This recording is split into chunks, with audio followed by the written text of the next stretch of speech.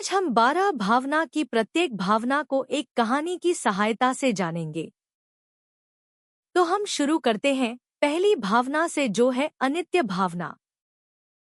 भिखारी के स्वप्न की तरह संसार का सुख अनित्य है। जैसे उस भिखारी ने स्वप्न में सुख समूह को देखा और आनंद माना, इसी तरह पामर प्राणी संसार स्वप्न के सुख समूह में आनंद मानते हैं। जैसे वह सुख जगाने पर मिथ्या मालूम हुआ, उसी प्रकार ज्ञान प्राप्त होने पर संसार के सुख मिथ्या मालूम होते हैं। स्वप्न के भोगों को न भोगने पर जैसे भिखारी को खेद की प्राप्ति हुई, वैसे ही मोहांध प्राणी संसार में सुख मान बैठते हैं और उसे भोगे हुए के समान गिनते हैं। परंतु परिणाम में वे खेद, दुर्गति और पश्चाताप ही प्राप्त करते हैं। भोगों के चपल और विनाशीक होने के कारण स्वप्न के खेद के समान उनका परिणाम होता है। इसके ऊपर से बुद्धिमान पुरुष आत्महित को खोजते हैं। दूसरी भावना है अशरण भावना। महात्पोधन, महामुनि, महाप्रज्ञावंत, महायशवंत, महानिर्ग्रंथ और महाश्रुत मुनि ने मगध देश के श्रेणिक राजा को अपने बीते हुए चरित्र से जो उपदेश दिया है, वह सचमुच अशरण भावना सिद्ध करता है। महामुनि द्वारा भोगी हुई वेदना के समान अथवा इससे भी अत्यंत विशेष वेदना को अनंत आत्माओं को भोगते हुए हम देखते हैं। यह कैसा विचारणीय है। संसार में अशरणता और अनंत अनाथता छाई हुई है।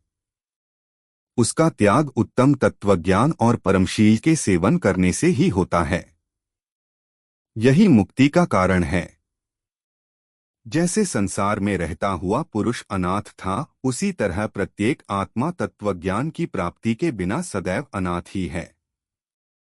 सनाथ होने के लिए सदैव सद्धर्म और सद्गुरु को जानना और पहचानना आवश्यक है।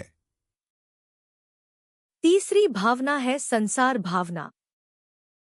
सुग्री नगर के राजा बलभद्र और पटरानी मृगा के पुत्र को लोग मृगापुत्र कहकर पुकारते थे। एक दिन कुमार अपने झरोखे में बैठे थे, तब उनकी दृष्टि एक शांत तपस्वी साधु पर पड़ी।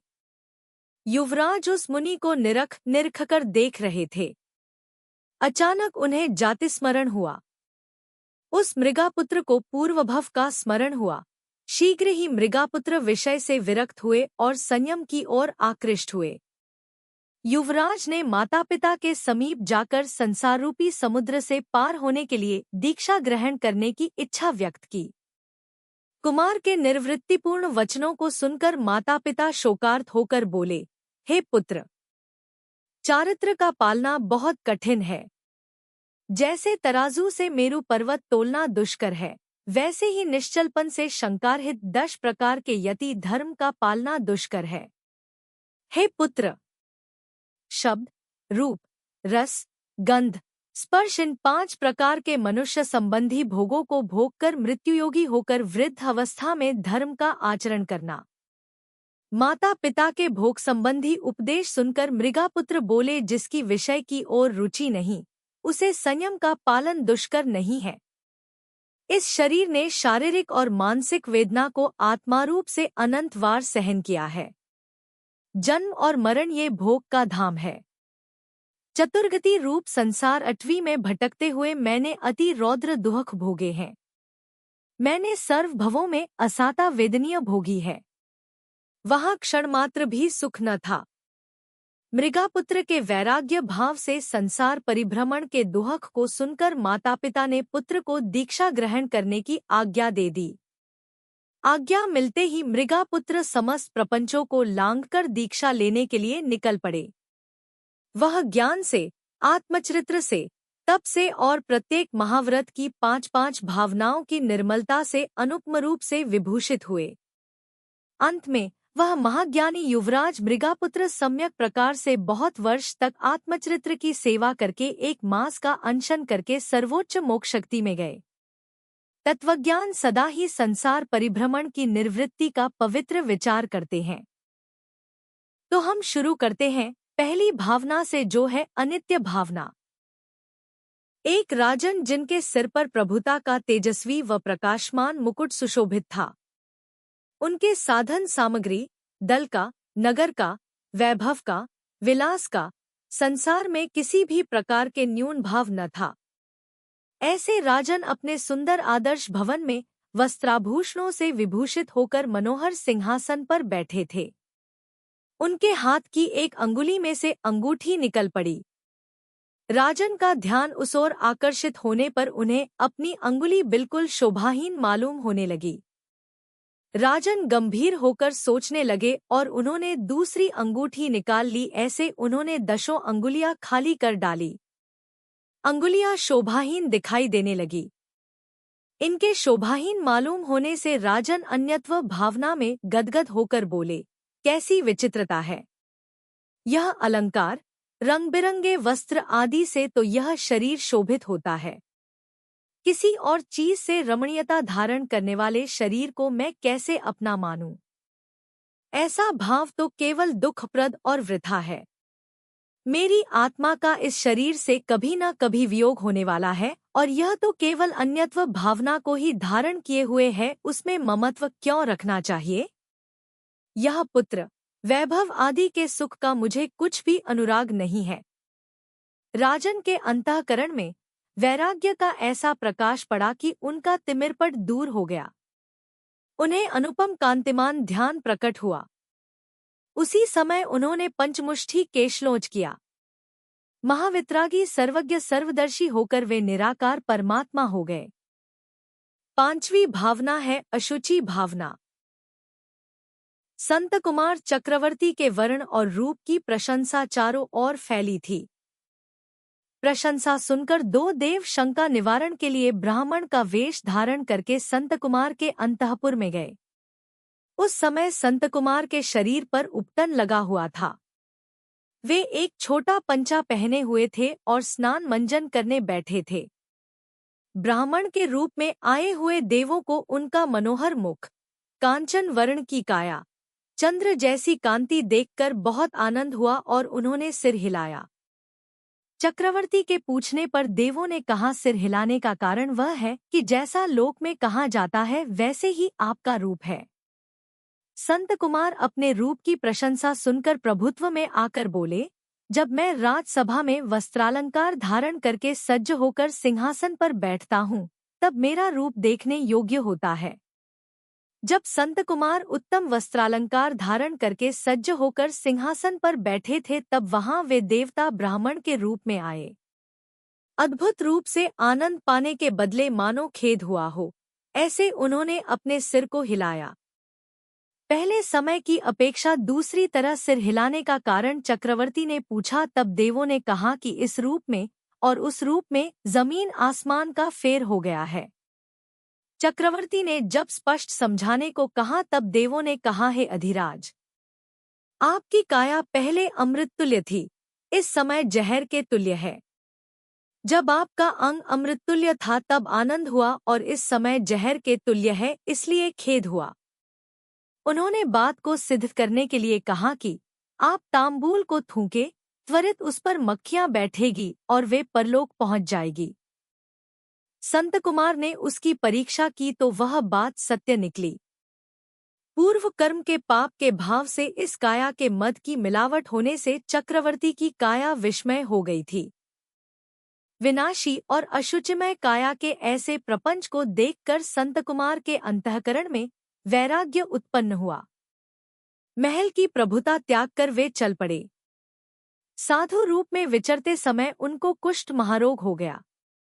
उनके सत्यत्व की परीक्षा लेने के लिए एक देव वैद्य के रूप में आए और साधु से रोग निवारण करने के लिए पूछा। तब साधु ने कहा, हे वैद्य, कर्मरूपी रोग महाउन्मत्त है। इस रोग को दूर करने की यदि तुम्हारी सामर्थ्य हो तो खुशी से मेरे रोग को दमन करो। यदि सामर्थ्य न हो तो यह रोग को भले ही रहने दो। देव ने कहा, यह रोग दूर करने के लिए मुझमें सामर्थ्य नहीं है। साधु ने अपनी लब्धि की परिपूर्ण प्रबलता से थूक वाली अंगुली करके उसे रोग पर फेरी की। तत्काल रोग का नाश हो गया और काया जैसी थी वैसी हो गई। उस समय देव ने अपने स्वरूप को प्रकट किया और वंदन करके चला गया। जिस काया के प्रत्येक अंग में रोग का भंडार है, मलमूत्र, विष्ठा, हाड़, मांस और श्लेष्म से जिसका ढांचा टिका हुआ है, केवल त्वचा से जिसकी मनोहरता है, उस काया का मोह सचमुच विभ्रम है। यह देह तो सर्वथा अशुचमय ही है। छठी भावना है एकत्व भावना। नमिराज विदेह देश के अधिपति थे। वे अनेक यौवनवती मनोहारिणी स्त्रियों के समुदाय से घिरे हुए थे। दर्शन मोहिनी के उदय न होने पर भी वे संसारलुब्ध जैसे दिखाई देते थे। एक बार उनके शरीर में दाहज्वर रोग की उत्पत्ति हुई। मानो समस्त शरीर जल रहा हो, ऐसी जलन समस्त शरीर में व्याप्त हो गई। रोम रोम में 1000 बिच्छुओं के डसने जैसी वेदना के समान दुहक होने लगा। वैद्य विद्या में प्रवीण पुरुषों के औषधोपचार का अनेक प्रकार से सेवन किया, परंतु वह सब व्यर्थ हुआ। यह व्याधि लेशमात्र भी कम न होकर अधिक ही होती गई। उसको दूर करने वाले पुरुष की खोज चारों तरफ होने लगी। अंत में एक महाकुशल वैद्य मिले। उसने मल्यागिरी चंदन का लेप करना बताया। रूपवती रानियां चंदन घिसने में लग गई। चंदन घिसने से प्रत्येक रानी के हाथ में पहने हुए कंकणों के समूह से खलभलाहट होने लगी। मिथिलेश के अंग में दाहज्वर की असह्य वेदना तो थी ही, दूसरी वेदना इन कंकणों के कोलाहल से उत्पन्न हो गई। जब यह खलभलाहट उनसे सहन न हो सकी तो उन्होंने रानियों को आज्ञा दी कि चंदन घिसना बंद करो, तुम क्या शोर करती हो? मैं एक महाव्याधि से ग्रसित हूँ ही, और दूसरी व्याधि के समान यह कोलाहल हो रहा है, यह असह्य है। तब सब रानियों ने केवल एक एक कंकण को मंगलस्वरूप रखकर बाकी कंकणों को निकाल डाला। इससे होता हुआ खलभलाहट शांत हो गया। नमिराज ने रानियों से पूछा, क्या तुमने चंदन घिसना बंद कर दिया? रानियों ने कहा कि नहीं, केवल कोलाहल शांत करने के लिए अब हमने कंकणों के समूह को अपने हाथ में नहीं रखा, इसलिए कोलाहल नहीं होता। रानियों के इतने वचनों को सुनते ही नमिराज के रोम रोम में एकत्व उदित हुआ, एकत्व व्याप्त हो गया और उनका ममत्व दूर हो गया। अहो चेतन, तू मान कि तेरी सिद्धि एकत्व में ही है। अधिक के मिलने से अधिक ही उपाधि बढ़ती है। संसार में अनंत आत्माओं के संबंध से तुझे उपाधि भोगने की क्या आवश्यकता है? उसका त्याग कर और एकत्व में प्रवेश कर देख। अब यह एक कंकण खलभलाहट बिना कैसी उत्तम शांति में रम रहा है। जब अनेक थे तब यह कैसी अशांति का भोग कर रहा था। इसी तरह तू भी कंकण रूप है। उस कंकण की तरह तू भी जब तक स्नेही कुटुंब रूपी कंकण समुदाय में पड़ा रहेगा तब तक भवरूपी खलभलाहट का सेवन करना पड़ेगा, और यदि इस कंकण की वर्तमान स्थिति की तरह एकत्व की आराधना करेगा तो सिद्धक्ति रूपी महापवित्र शांति को प्राप्त करेगा। 7वीं भावना है आश्रव भावना। गजकुमार श्री कृष्ण के छोटे भाई और नेमिनाथ भगवान के चचेरे भाई थे। विवाह योग्य होने पर उनका विवाह सोमशर्मा सेठ की सुंदर पुत्री सोमा तथा कई और अन्य कन्याओं से हुआ। उसी समय भगवान नेमिनाथ समवशरण सहित गिरनार पर्वत पर विराजमान थे। इसलिए गजकुमार और सभी दर्शन हेतु गिरनार पहुंचे। उस वक्त भवतापनाशक दिव्यध्वनि में आश्रव भावना का स्वरूप समझाया जा रहा था। सभी संसार का मूल कारण मिथ्यात्वादी आश्रव भाव हैं और वे आकुलतामयी और दुखदायी है। इन आश्रव के विरुद्ध अपनी त्रिकाली आत्मा स्वभाव परम शुचि अविकारी होने से सुखरूप और परम उपादेय है। वीतराग रसयुक्त दिव्यध्वनि में आश्रव भावना का वर्णन सुनकर गजकुमार का हृदय वैराग्य से भर गया और वे आत्मचिंतवन में लीन हो गए। संसार रमणी नहीं बल्कि शिवरमणी को वरने के लिए मेरा अवतार हुआ है। इसी विचार में गजकुमार ने माता पिता की आज्ञा लेकर प्रभु के पास जिंदीक्षा धारण की। उसके साथ सभी कन्याओं ने भी आर्य का दीक्षा अंगीकार की। स्मशान के समीप आत्मध्यान में लीन गजकुमार मुनि के पास क्रोधित सोमा के पिता आए और उन्होंने स्मशान की मिट्टी की सिगड़ी बनाकर उसमें स्मशान के गर्म अंगारे डालकर उसे पगड़ी की तरह गजकुमार मुनि के मस्तक पर रखी। मुनिराज आत्मचिंतन में लीन थे। उन्होंने विचार किया, उपसर्ग मेरे कसौटी का काल है, अस्थिरताजन्य आश्रव भाव छोड़ के शुद्ध स्वरूप में स्थिरता रखकर सिद्धदक्षा प्रकट करने का यह अपूर्व अवसर है। सोमा के पिता ने मुझे अग्नि की सिगड़ी नहीं बल्कि महान मोक्ष की पगड़ी ही डाली है। गजकुमार अपने शुद्ध स्वभाव में ऐसे लीन हो गए कि उनका उपयोग फिर बाहर आया ही नहीं। अंतर्मुहूर्त में ही उन्होंने केवल ज्ञान और मोक्षदशा प्रकट की। आश्रव भावना की आराधना से सर पर रखी हुई गरम सिगड़ी की पगड़ी को मोक्ष की पगड़ी में पलटने वाले अंतकृत केवली गजकुमार को कोटि कोटि प्रणाम। 8वीं भावना है संवर भावना। राजा दशरथ और राम के पूर्वज ऐसे अयोध्या के महाराज कीर्तिधर महावैरागी और मोक्षगामी महात्मा थे। एक बार सूर्य ग्रहण देखकर महाराजा कीर्तिधर को वैराग्य हुआ और उन्होंने जिंदीक्षा धारण करने की इच्छा व्यक्त की। मंत्रीगण और प्रधान पुरुषों की विनती अनुसार उन्होंने राजकुमार के जन्म के त्वरित बाद बालक राजकुमार को राजतिलक करके जैनेश्वरी मुनिदीक्षा धारण कर ली। महाराज का मुनि होना महारानी सहदेवी को पसंद नहीं था। उन्हें मुनिलिंग के प्रति घृणा थी, इसलिए महारानी ने पुत्र सुकौशल को मुनिदर्शन से दूर ही रखा। कई साल पश्चात विहार करते करते मुनिराज कीर्तिधर अयोध्या के उद्यान में पहुंचे और आहार के लिए उन्होंने नगर में प्रवेश किया। राजमाता सहदेवी को लगा कि मुनि को देखकर पुत्र सुकौशल भी संसार त्याग करके मुनिदीक्षा धारण करेगा, तो मैं किसके सहारे से जीऊंगी। ऐसा विचार करके महारानी ने द्वारपाल को बुलाकर मुनिराज को नगर के बाहर निकाल देने की आज्ञा की। मुनिराज कीर्तिधर का ऐसा अभिनय देखकर सुकौशल की धाय माता दुखी होकर रोने लगी। सुकौशल के पूछने पर धाय माता ने मुनिराज सुकौशल के पिता होने की बात कही। यह सुनकर सुकौशल मुनिराज के दर्शन के लिए निकल पड़े। द्वारपाल के प्रवेश न देने, दर्शन न देने के कारण लज्जित होकर क्षमायाचना करके खेद व्यक्त किया और आत्महित का उपाय जानने की जिज्ञासा व्यक्त की। गंभीर स्वर में मुनिराज ने कहा, यह मनुष्य जन्म भवभ्रमण का अभाव करने के लिए है। स्वपर भेद विज्ञान से शुद्ध स्वभाव का अवलंबन करके वितरागदशा प्रकट होती है। इससे उत्पन्न गलिच्छ कर्मों को रोकना ही संवरदशा है।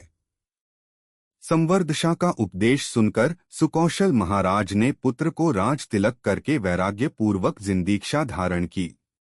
पति के बाद पुत्र के जिंदीक्षा धारण करने की बात से सहदेवी को बहुत दुख हुआ और आर्तध्यान के बुरे भावों से मरकर तिर्यंच योनि में बाघिन हुई। वह बाघिन महाक्रोध से कोपायमान थी और भयंकर गर्जना करती वन में एकाकी मुनिराज सुकौशल के पास आ पहुंची। मुनिराज ध्यानमग्न थे। बाघिन महावेग से उछलकर मुनि के शरीर को खाने लगी। खाते खाते उसका ध्यान मुनि के हाथ पर जो पद्मचिन्ह था उस पर नजर पड़ी। पद्मचिन्ह देखते ही पूर्वभव का जातिस्मरण हुआ और वह दुखी हुई।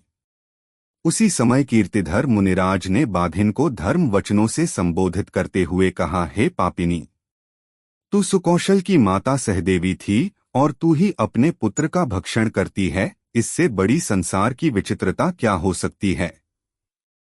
हे सुकौशल माता, संसार ही समग्र दुख का कारण है, इसलिए संवरदशा का अवलंबन कर। पूर्वस्मरण और मुनि कीर्तिधर के उद्बोधन से शांत हुई बाघिन ने निराहार व्रत अंगीकार किए और संवरदशा का चिंतन कर स्वर्ग में गई और संवर साधना में लीन सुकौशल मुनि ने उपसर्ग विजेता बनकर केवल ज्ञान प्रकट करके अंतर्मुहूर्त में मोक्षदशा भी प्रकट कर ली। संवर में पराक्रमी ऐसे संवरवीर मुनि सुकौशल को शत शत प्रणाम। 9वीं भावना है निर्जरा भावना। आदि तीर्थाधिनाथ ऋषभदेव ने धर्मतीर्थ का प्रवर्तन करके धर्मयुग का प्रारंभ किया। निर्जरा भावना के चिंतन से अत्यंत विरक्त होकर ऋषभदेव स्वयं दीक्षित हुए। दिगंबर जिनलिंग धारण करके और 6 महीने का प्रतिमा योग धारण करके कायोत्सर्ग मुद्रा में मौनपूर्वक खड़े रहे। तप के प्रभाव से अनंत कर्मों की निर्जरा करके महान रिद्धि प्रकट हुई। 6 महीने ध्यान योग में लीन होकर अतीन्द्रिय आनंद अनुभव करते हैं। ध्यान से बाहर आकर वे आहार के लिए विहार करते हैं, परंतु निर्दोष आहार और आहार विधि से लोग अनजान थे, इसलिए आहार का योग न बन पाया और 6 महीने तक वे तप करते रहे। इस तरह 1 वर्ष के तप के प्रभाव से तपोवन में रात भी प्रकाशमान दिखने लगी। हिंसक पशु वैर छोड़कर शांति से रहने लगे। तप के प्रभाव से इंद्रासन कंपित होता है। इंद्र महाराज अत्यंत भक्तिपूर्वक तपस्वी तीर्थंकर की पूजा करते हैं। तीर्थंकर मुनिराज ऋषभदेव निर्जरा भावना के फलस्वरूप केवल ज्ञान प्राप्त करके दिव्यध्वनि द्वारा धर्मोपदेश देकर धर्मयुग का प्रारंभ करते हैं। तपस्वी तीर्थंकर ऋषभदेव को कोटि कोटि नमन। 10वीं भावना है लोक भावना। पुराण प्रसिद्ध नगरी अयोध्या के महाराजा सुमित्र की महारानी भद्रा की कोख से महातेजस्वी पुण्यशाली पुत्र रत्न का जन्म हुआ। महारानी ने पुत्र के जन्म के पूर्व देखे शुभ सपनों की बात महाराजा को बताई। पुत्र के मुख चंद्र को देखकर महाराज ने सपनों के फल दर्शाते हुए बताया कि यह बालक मोक्षमार्गी महात्मा और चक्रवर्ती का अवतार है। बालक का इंद्र जैसा तेजस्वी रूप देखकर माता पिता ने इंद्र का ही अपर नाम मघवा रखा। यह मघवा 15वें तीर्थंकर धर्मनाथ के तीर्थ में हुए भरत क्षेत्र के भूषण तीसरे चक्रवर्ती थे। चक्रवर्ती के अद्भुत वैभव एवं भोगोपभोग में मघवा को चैन नहीं पड़ता था और बाहर में 6 खंड को साधने वाले चक्रवर्ती मघवा अंदर में अखंड आत्मा की साधना के लिए उत्सुक रहते थे। ऐसे महावैरागी चक्रवर्ती मघवा एक दिन दैवी वस्त्राभूषण धारण करके राज्यसभा में प्रवेश कर ही रहे थे, तब एक दूत ने संदेश दिया कि महाराज अभयघोष केवली मनोहर नामक उद्यान में पधारे हैं। सुनते ही चक्रवर्ती भगवान की गंधकुटी में पहुंच गए। भगवान के दर्शन पूजन स्तुति करके चक्रवर्ती अपने स्थान पर बैठ गए। बाद में खड़े होकर आदर पूर्वक पूछा, हे नाथ, संपूर्ण लोक में अनादिकाल से परिभ्रमण का अंत लाकर सिद्ध दशा की स्थिर स्थिति पाने का उपाय कृपा करके दर्शाएं। केवली भगवान किसी के साथ प्रश्नोत्तर या समाधान नहीं करते, पर चक्रवर्ती जैसे विशिष्ट पुरुष के द्वारा प्रश्न के समाधान में सहज दिव्यध्वनि खिरती है, जिसमें केवली भगवंत ने लोक भावना का स्वरूप दर्शाया। हे भव्य, अनादिकाल से चल रहे संपूर्ण लोक के भ्रमण के एकमात्र कारण लोक संज्ञा है और भ्रमण के निवारण करके लोकाग्र स्थिर स्थिति प्राप्त करने का उपाय लोक भावना का चिंतवन है। लोक संज्ञा के कारण जीव पर पदार्थ को जानते समय उसके प्रति मोहराग द्वेषरूप कर्तृत्व भाव करता है, जिसके कारण कर्म का बंधन और उसके फलस्वरूप संपूर्ण लोक में परिभ्रमण चालू रहता है। लोक भावना के अभ्यास पूर्वक उसका चिंतवन करने से लोकाग्र सिद्धदशा शाश्वत सुख शांति स्थिरता की प्राप्ति होती है। केवली भगवान की अमृत वाणी का पान करते ही चक्रवर्ती मघवा लोक भावना के चिंतवन में मग्न हो जाते हैं। समयांतर में वैराग्य प्रकट करके वे मुनि मघवा हो जाते हैं और फिर निज चैतन्य लोक में अप्रतिम वीर्य का प्रसार करके केवल ज्ञान और शाश्वत सुखमयी मोक्षदशा को प्राप्त कर लेते हैं। 11वीं भावना है बोधि दुर्लभ भावना।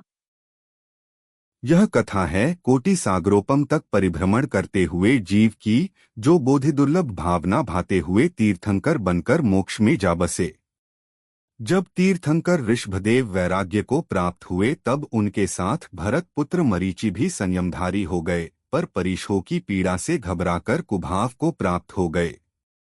उन्होंने नया पंथ सांख्यमत प्रकट किया।